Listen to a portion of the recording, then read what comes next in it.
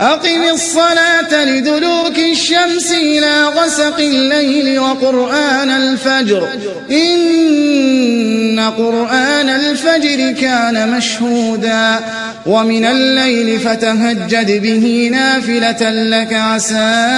أن يبعثك ربك مقاما محمودا وقل رب أدخلني مدخل صدق وأخرجني مخرج صدق واجعل لي من لدنك سلطانا نصيرا وقل جاء الحق وزهق الباطل إن الباطل كان زهوقا